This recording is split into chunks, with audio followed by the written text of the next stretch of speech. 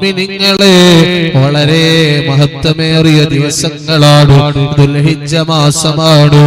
ദുൽഹിജ്ജ മാസത്തിൽ തന്നെ വളരെ ശ്രേഷ്ഠമായ ദുൽഹിജ്ജയിലെ ആദ്യത്തെ 10 ദിവസങ്ങളിൽ രണ്ടാമത്തെ ദിവസമാണ് മാഷാ അല്ലാഹ്. റമദാൻ കഴിഞ്ഞാലും ഏറ്റവും ശ്രേഷ്ഠതയേറിയ ദിവസങ്ങളാണ്. ലക്ഷക്കണക്കിന് വരുന്ന ഹാജിമാർ പരിശുദ്ധമായ മക്ക ലക്ഷ്യം വെച്ചുകൊണ്ട് യാത്ര തിരിച്ച സമയമാണ്. അല്ലാഹുവേ അല്ലാഹുവേ വിദൂരമല്ലാത്ത ഭാവിയിൽ ഞങ്ങൾക്കെല്ലാവർക്കും കുടുംബസമേതം ഹജ്ജിന് ഭാഗ്യം തരണേ അല്ലാഹ്. ഉംറക്ക് ഭാഗ്യം തരണേ അല്ലാഹ്. മദീനയിൽ ഞങ്ങളെ എത്തിക്കണേ അല്ലാഹ്. മദീന കാണാതെ ഞങ്ങള് റൂഹിനെ പിടിക്കല്ലേ അല്ലാഹ്. ധാരാളം ഇബാദത്തുകൾ ചെയ്യേണ്ട ദിവസമാണ്. നല്ലോണം ദ്വാരക്കേണ്ട ദിവസമാണ്. ഒരുപാട് സൽക്രമങ്ങൾ ചെയ്യണം. ബഹുമാനപ്പെട്ട അബീ ഹുറൈറ റളിയല്ലാഹു അൻഹു പറയാണ്, ഹബീബായ മുത്തുനബി മുഹമ്മദ് മുസ്തഫ സല്ലല്ലാഹു അലൈഹി വസല്ലമ തങ്ങൾ എന്നെ 3 കാര്യം ഉപദേശിച്ചിട്ടുണ്ട്. ഹബീബായ മുത്തുനബി തങ്ങൾ അബൂ ഹുറൈറ റളിയല്ലാഹു അൻഹുവിനെ 3 കാര്യങ്ങളിൽ ഉപദേശിച്ചു. അബീ ഹുറൈറ തങ്ങൾ പറയാണ്, അതിലൊന്നാമത്തെ കാര്യം മാസത്തിൽ 3 ദിവസം നോമ്പ് അനുഷ്ഠിക്കുക എന്നുള്ളതാണ്. മാസത്തിൽ 3 തവണ, മാസത്തിൽ 3 ദിവസം നോമ്പ് അനുഷ്ഠിക്കുക എന്നുള്ളതാണ്. അത് അറബി മാസം 13, 14, 15 ദിവസങ്ങളായാൽ വളരെ നല്ലത്. അറബി മാസം 13, 14, 15 തീയതികൾ ആയാൽ വളരെ നല്ലത്. ഏതായാലും അബീ ഹുറൈറ റളിയല്ലാഹു അൻഹു പറയാണ്, ഹബീബായ തങ്ങള് 3 കാര്യങ്ങളിൽ എന്നെ ഉപദേശിച്ചു. അതിലൊന്നാമത്തെ കാര്യം മാസത്തിൽ 3 ദിവസം നോമ്പനുഷ്ഠിക്കുക എന്നുള്ളതാണ്. ഒരുപാട് ഉമ്മമാരുണ്ടാവും നോമ്പനുഷ്ഠിക്കുന്നവർ, അല്ലെ? വ്യാഴാഴ്ച നോക്കുന്നവരുണ്ടാവും, തിങ്കളാഴ്ച നോക്കുന്നവരുണ്ടാവും, വ്യാഴവും തിങ്കളും നോക്കുന്നവരുണ്ടാവും, ഇല്ലേ? അങ്ങനെയൊക്കെ ഉണ്ടാവും. മാഷാ അല്ലാഹ്, അല്ലാഹു തൗഫീഖ് തരട്ടെ. അങ്ങനെയൊക്കെ നോമ്പ് നോക്കുന്ന ഒരുപാട് ഉമ്മമാരുണ്ട്, എനിക്കറിയാം. ഒരുപാട് വാപ്പമാരുണ്ട്, നമുക്കറിയാം. പടച്ചവനെ അല്ലാഹുവേ, ഞങ്ങൾക്കെല്ലാം നല്ല തഖ്വയും ഈമാനും നൽകി അനുഗ്രഹിക്കണേ അല്ലാഹ്. ദുൽഹിജ്ജ 1 മുതൽ 9 വരെ നോമ്പനുഷ്ഠിക്കുന്ന ഒരുപാട് ആൾക്കാരുണ്ട്. ഇന്ന് നോമ്പുള്ളവരുണ്ടാവും, അല്ലെ? ഇന്നൊക്കെ നോമ്പുള്ള ഒരുപാട് ആളുകൾ നമ്മൾ മജ്‌ലിസിൽ കൂട്ടത്തിലൊക്കെ ഉണ്ടാവും. അല്ലാഹു അനുഗ്രഹിക്കുമാറാവട്ടെ. അപ്പൊ ഒന്നാമത്തെ കാര്യം അതാണ്. രണ്ടാമത്തെ കാര്യം എന്താണ്? അബീ ഹുറൈറ റളിയല്ലാഹു അൻഹു പറയാണ്, രണ്ടാമത്തെ കാര്യം മുത്തുനബി എന്നെ ഉപദേശിച്ച രണ്ടാമത്തെ കാര്യം അത് ളുഹാ നിസ്കരിക്കലാണ്. ളുഹാ നിസ്കാരം പതിവാക്കണം അബീ ഹുറൈറ. ളുഹാ നിസ്കാരം വലിയ കൂലിയുള്ള സുന്നത്ത് നിസ്കാരമാണ്. ളുഹാ നിസ്കാരം വളരെ പ്രതിഫലമുള്ള സുന്നത്ത് നിസ്കാരമാണ്. ളുഹാ നിസ്കരിച്ചാൽ അന്നത്തെ ദിവസത്തിൽ തന്നെ വലിയ ബറക്കത്താണ്. അല്ലാഹ്, നീ ഞങ്ങൾക്ക് തൗഫീഖ് നൽകണേ അല്ലാഹ്. രാവിലെ ഒരു 8 മണി സമയത്ത് നിസ്കരിച്ചാൽ മതി. രാവിലെ ഒരു 8 മണി മുതൽ അങ്ങോട്ട് ഒരു 11:30, 12 മണി അതിന്റെ ഇടയിലായിട്ട് നിസ്കരിച്ചാൽ വളരെ നല്ലത്.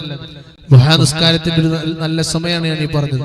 ഒരു 8 മണി നമ്മൾ മജ്‌ലിസ് കഴിഞ്ഞിട്ട് അങ്ങോട്ട് ളുഹാ നിസ്കരിച്ചാൽ, നമ്മൾ മജ്‌ലിസ് കഴിയുമ്പോൾ 7:45, 8 മണിയൊക്കെ ആവുന്നുണ്ടല്ലോ, അല്ലെ? 7:45 ആവുന്നുണ്ട് എന്തായാലും. അപ്പൊ നമ്മൾ മജ്‌ലിസ് കഴിഞ്ഞ് അങ്ങോട്ട് ളുഹാ നിസ്കരിച്ചാൽ മാഷാ അല്ലാഹ്, ളുഹാ നിസ്കാരത്തിന് വലിയ പ്രതിഫലമാണ്. പ്രത്യേകിച്ച് നമ്മളെ മക്കളെയൊക്കെ ളുഹാ നിസ്കരിക്കാൻ വേണ്ടി പ്രോത്സാഹിപ്പിക്കണം. 4 റക്അത്ത് ളുഹാ നിസ്കരിച്ചാൽ അന്നത്തെ ദിവസം അവന് മടിയുണ്ടാവൂല, ഗഫലത്ത് ഉണ്ടാവൂല. 4 റക്അത്ത്, 2 റക്അത്ത് നിസ്കരിക്കുക, സലാം വിട്ട് 2 റക്അത്ത് എങ്കിലും നമ്മൾ നിസ്കരിക്കണം. 4 റക്അത്ത് നിസ്കരിച്ചാൽ അവന് മടിയുണ്ടാവൂല. മടിയിൽ നിന്ന് അവന് രക്ഷയുണ്ട്. അല്ലാഹു തൗഫീഖ് നൽകുമാറാവട്ടെ. മൂന്നാമത്തെ കാര്യം എന്താണ്? ഹബീബായ മുത്തുനബി മുഹമ്മദ് മുസ്തഫ സല്ലല്ലാഹു അലൈഹി വസല്ലം തങ്ങള് അബീ ഹുറൈറ റളിയല്ലാഹു അൻഹുവിനോട് പറയാണ്, ഉറങ്ങുന്നതിന്റെ മുമ്പേ വിത്തർ നിസ്കരിക്കണം അബീ ഹുറൈറ. മൂന്നാമത്തെ കാര്യം അതാ ഉപദേശിച്ച്, ഉറങ്ങുന്നതിന്റെ മുമ്പ് വിത്തർ നിസ്കരിക്കണം. ഒരു റക്അത്തെങ്കിലും ഒറ്റ റക്അത്തെങ്കിലും വിത്തർ നിസ്കരിക്കണം. വിത്തർ നിസ്കരിക്കേണ്ടത് ഒന്നുകിൽ ഒരു റക്അത്ത്, അല്ലെങ്കിൽ 3 റക്അത്ത്, അല്ലെങ്കിൽ 5 റക്അത്ത്, 7 റക്അത്ത്, അങ്ങനെയാണ് ഒറ്റയാക്കിയിട്ട് നിസ്കരിക്കേണ്ടത്.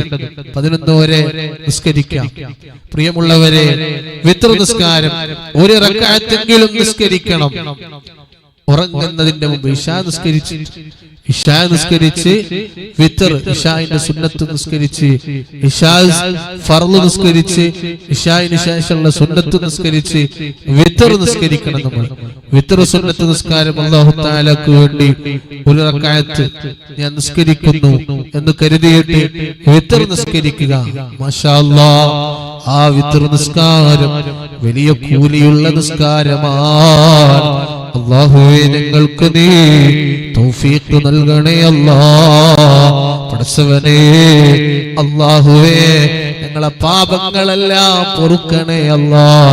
പടച്ചവനെ, ഞങ്ങളെ കൂട്ടത്തിൽ പലരും രോഗികളാണ്, കിടപ്പിലായവരാണ്, പലവിധ അസുഖങ്ങളുള്ളവരാണ്.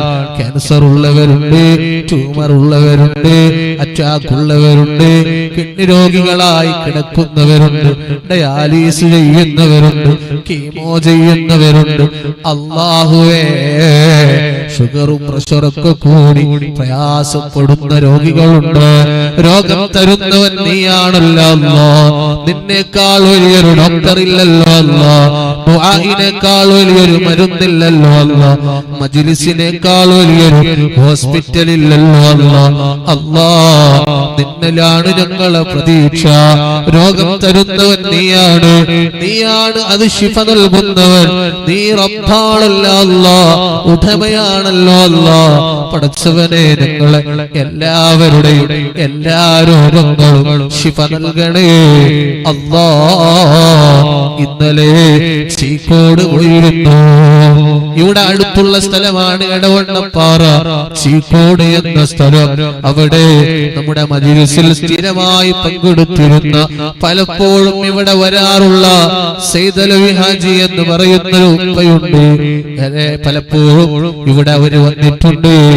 ആ പ്രിയപ്പെട്ട ഉപ്പ മുത്തഅല്ലിമീങ്ങളെയും ആലിമീങ്ങളെയും വല്ലാതെ സ്നേഹിക്കുന്ന ഉപ്പയാണ്. അല്ലാഹ്, ആ പ്രിയപ്പെട്ട ഉപ്പ മരണപ്പെട്ടുപോയി. ആ പ്രിയപ്പെട്ട ഉപ്പ മരിച്ചുപോയി. ഒരു ദിവസം ഇവിടെ വന്നിട്ട് മുത്തഅല്ലിമീങ്ങൾക്ക് നല്ല പലഹാരമൊക്കെ കൊടുത്തിരുന്നു, പഴം ഒക്കെ കൊടുത്തിരുന്നു. പടച്ചവനെ അല്ലാഹുവേ, അല്ലാഹ് പലപ്പോഴും ഇവിടെ വരാറുണ്ട്. അല്ലാഹ് പല നിലക്കും നമ്മളെ സ്ഥാപനത്തെ സഹായിച്ചിട്ടുണ്ട്. നമ്മളോട് വലിയ സ്നേഹമായിരുന്നു. അല്ലാഹ്, ഇന്നലെ ഞാൻ ആ വീട്ടിൽ പോയി. ആ ഉപ്പന്റെ മരിച്ചിട്ട് 3 ആയിരുന്നു ഇന്നലെ. അല്ലാഹുവേ, ആ ഉപ്പാന്റെ ഖബറ് വിശാലമാക്കണേ അല്ലാഹ്. സ്വർഗ്ഗം നൽകണേ അല്ലാഹ്. മഗ്ഫിറത്ത് കൊടുക്കണേ അല്ലാഹ്. മർഹമത്ത് കൊടുക്കണേ അല്ലാഹ്.